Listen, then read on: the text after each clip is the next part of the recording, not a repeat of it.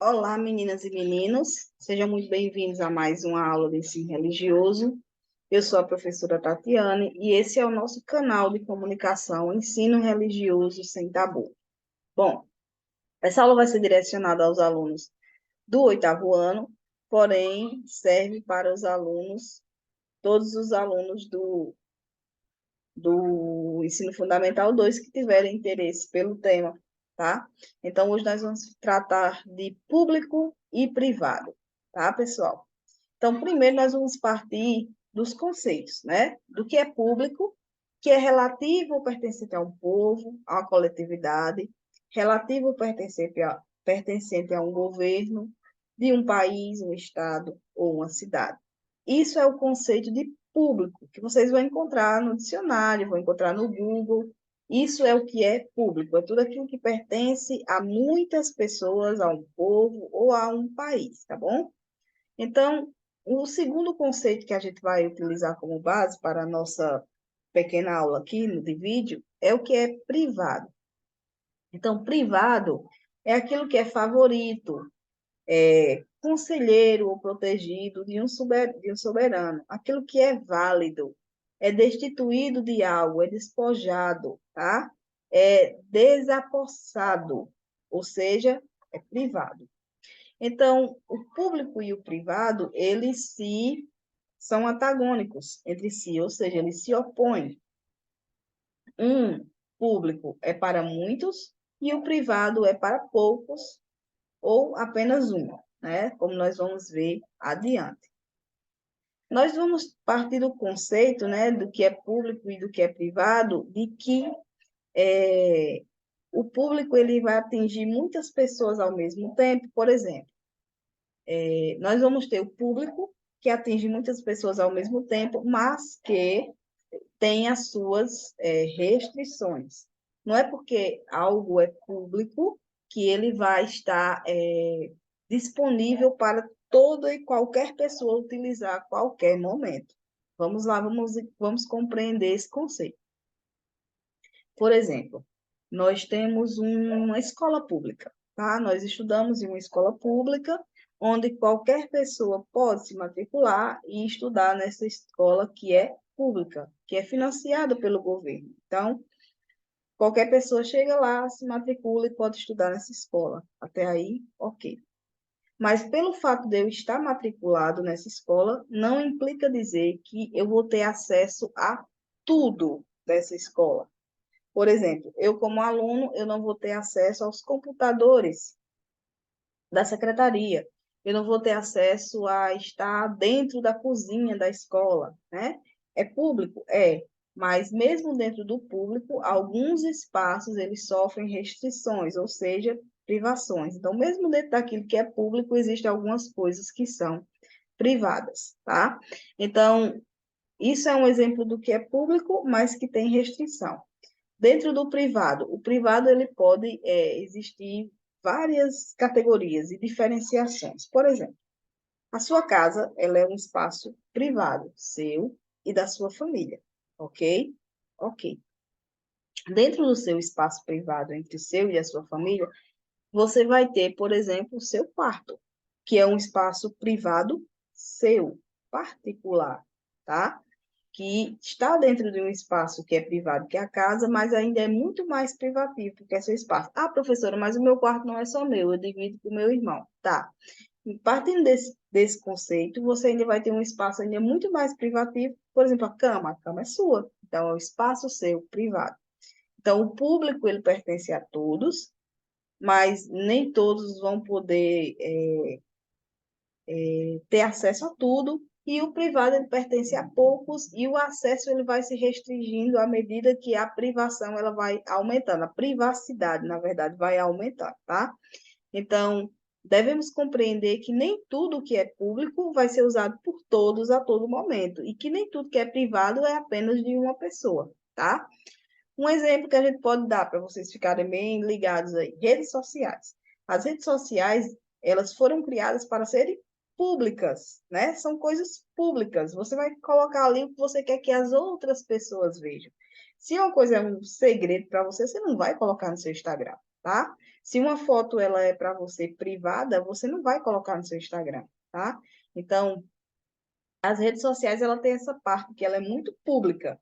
Porém, lá na própria rede social, você tem a opção para privar. Porque quando você priva, você vai restringir o acesso. É público, mas o acesso ele é restrito àquelas pessoas que você autoriza a estar em contato com aquele conteúdo que você quer ou não. Então, isso aí é público, é o privado do público, né?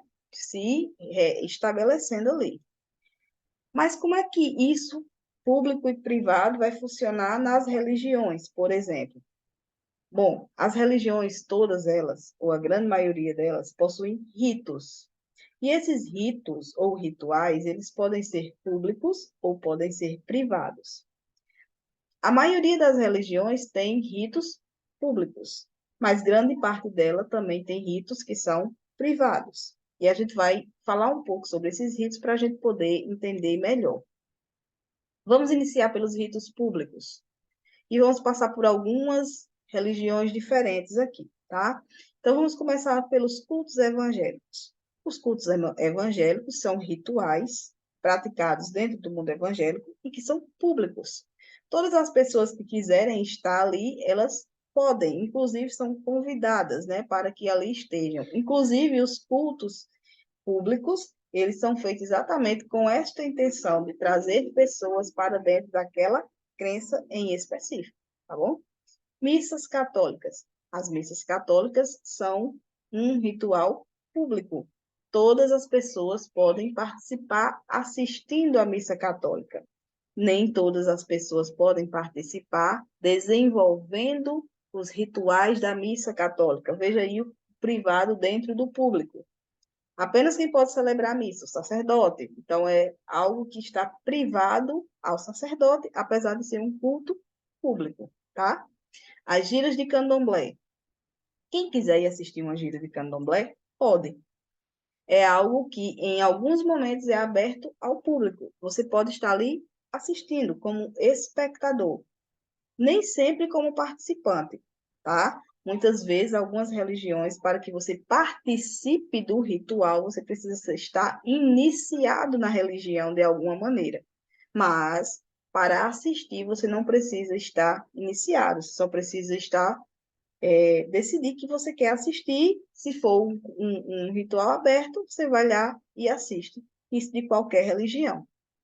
Orações islâmicas. Bom, os muçulmanos, que são os islâmicos, né, as pessoas que praticam o islamismo, nós vamos chamar de muçulmanos.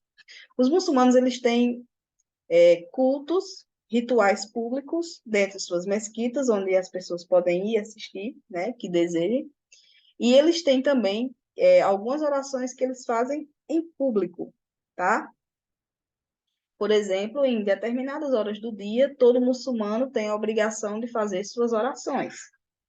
Nós vamos estudar isso em sala de aula e mais adiante nessas aulas quando chegarmos em islamismo. E essas orações, elas são uma obrigação religiosa, tá? E eles cumprem essa obrigação de forma pública. Então, se você, por acaso, um dia for passando e você vê um muçulmano parar, né, perto de você, às 3 da tarde, esticar um tapetezinho e fazer sua oração, ele apenas está praticando a religião dele, e ele está ali fazendo o que a religião dele determina, em público. Ele está de boa com aquilo ali, sem problema nenhum, para ele não há vergonha nenhuma a prática da religião dele em público, tá? Algumas meditações no budismo, por exemplo, são feitas de forma grupal, então elas também são públicas, tá? Você pode chegar lá, você pode participar, fazer sua meditação juntamente com eles e tal. Danças rituais indígenas, algumas delas também são públicas. Você pode participar das danças e estar ali naquele momento com alguma tribo, e você pode ser convidado a participar daquelas danças nos momentos onde elas são públicas, certo? Mas nós vamos ter alguns rituais que são privados. Eu vou tentar utilizar aqui as mesmas religiões que eu usei para dar exemplos de público, para a gente dar alguns exemplos do que é privado, tá bom? No catolicismo, eu dei exemplo da missa, que é algo público, e, por exemplo, um outro ritual ou o sacramento da Igreja Católica é a confissão. isso é privado, tá? Então, é a pessoa e o sacerdote em um momento e uma situação que jamais será revelada. Então, é algo altamente privado. Oração pessoal. Você vai ter essa oração pessoal tanto entre evangélicos quanto entre católicos, e é algo muito pessoal, é algo que faz parte da espiritualidade da pessoa e que ela faz no seu lugar privado, normalmente no seu quarto, nos seus momentos mais privados, né? A meditação também, apesar da gente de ter dito anteriormente que existem meditações privadas, assim como existe a oração privada, existe também a meditação que você faz sozinha, em particular, de forma privada, tá bom? Dentro do candomblé, existem alguns rituais que são privados, que eles não permitem que o público assista e que nem todo iniciado também pode assistir. Está privado para algumas pessoas que têm uma grande caminhada dentro ali da religião, né? Um desses momentos é o axaxé, que é o funeral do candomblé, é aonde o pai ou a mãe de santo desliga a pessoa do seu santo de cabeça e essa pessoa vai poder, então, ser enterrada. Esse axaxé ele vai se repetir após 1 ano, depois após 3 anos, depois após 7 anos, para que o ritual de funeral ele seja concluído. Alguns momentos do ritual judeu são privados, alguns momentos dentro desse ritual judeu são privados entre eles, por exemplo, alguns momentos dentro do judaísmo ele está destinado apenas aos homens e outros apenas às mulheres, ou seja, o que está destinado apenas à prática feminina, os homens estão privados, eles não podem entrar. O que está reservado à prática masculina, as mulheres estão privadas, elas não podem entrar. Então, mesmo pertencente à mesma religião, algumas coisas são privadas para algumas pessoas, tá? Os muçulmanos têm as mesmas práticas, parecidas com os judeus, práticas para as mulheres e para os homens, que são privadas uns dos outros, tá? Então, que eles fazem até em segredo, em total privação, onde não há participação do sexo oposto, quando a atividade é do sexo feminino ou quando é do sexo masculino. Existem momentos que estão juntos, mas quando nesses rituais onde tem que ser separados, são separados e é privado aquele momento, aqueles determinados indivíduos que manda a religião. Dentro do catolicismo ainda tem um outro ritual que eu quis trazer para vocês entenderem, que é o ritual da escolha de um novo papa, né? Que é um ritual onde apenas é permitida a participação dos cardeais. Os cardeais entram e ficam vários dias reunidos, fazendo rituais, os rituais que têm que ser feitos para a escolha do Papa, e aí o Papa é escolhido e a população só sabe disso após essa escolha ter sido feita. Não há uma participação das pessoas, não há, como é que se diz, notícias do que exatamente ocorre ali dentro, como ocorre, não. Isso é privado dos cardeais, tá?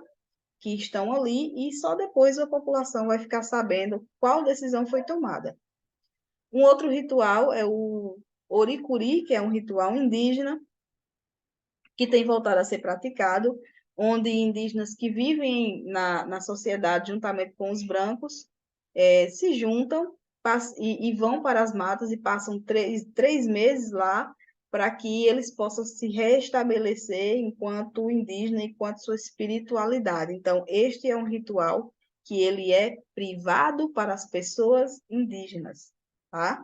Eu vou, inclusive, colocar para vocês links para que quem quiser se aprofundar um pouco nesse assunto possa fazê-lo, tá? Vou colocar para vocês, provavelmente no Instagram.